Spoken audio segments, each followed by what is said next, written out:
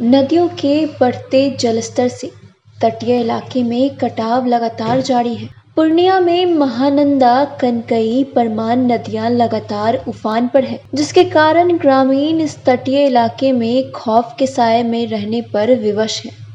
यहाँ रहने वाले लोग अब अपना आशियाना खुद उजाड़ रहे हैं और ऊंची जगह पर पलायन करने को विवश हैं। अब तक किसी तरह की सरकारी मदद नहीं मिलने से नाराज ग्रामीण सरकार से मदद की गुहार लगा रहे हैं।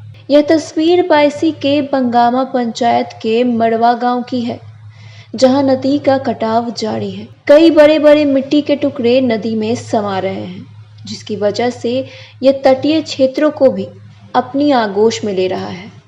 लेकिन अब तक सरकार किस पर नजर नहीं पड़ी है। नदी के कटाव से लगभग आधा दर्जन से अधिक परिवार प्रभावित हुआ है।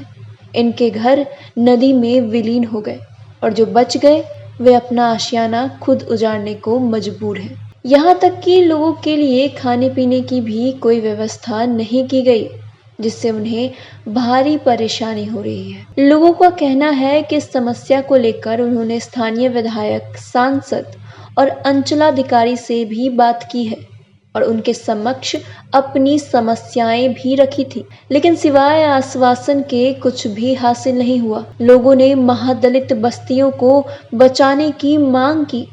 तटबंध के पास रहने वाले लोगों का कहना है कि यदि समय रहते कोई समाधान नहीं निकाला गया तो शायद पूरा गांव ही नदी में समा जाएगा। यहाँ की स्थिति को देख अब लोग यहाँ से पलायन कर रहे हैं।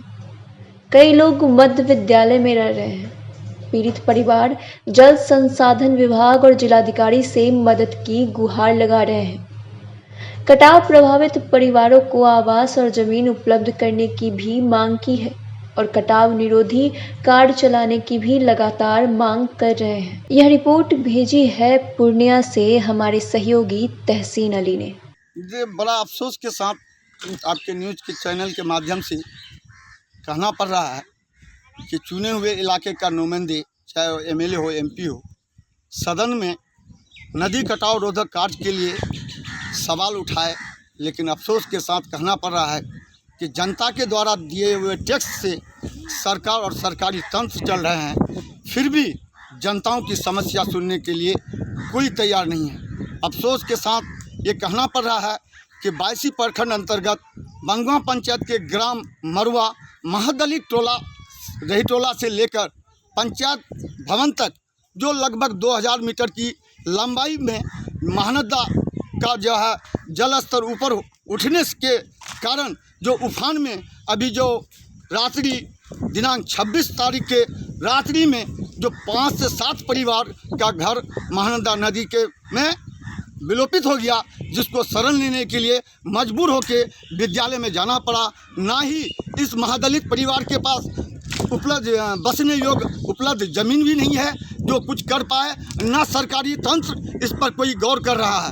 मैं सरकार से और जिला पदाधिकारी से आग्रह करूंगा कि हर हालत में मरुआ गांव के महादलित बस्तियों को बचाया जाए, इसलिए कि सरकार को एक एक जनता टैक्स दे करके सरकार और सरकारी तंत्र को चला रहा है। इसीलिए मैं पुनः आग्रह करूंगा मुखिया प्रतिनिधि होने के नाते कि इस गांव पर विशेष रूप पर पदाधिकारी और बार प्रबंधक, जिला पदाधिकारी, अनुमंडल पदाधिकारी से मैं आग्रह करूंगा कि कोई भी व्यवस्था करके इस गांव को बचाया जाए, नहीं तो ये गांव महानंदा नदी के कटाव में विलोपित हो जाएगा। स्कूल में जाते हैं रहने का कहीं घर नहीं।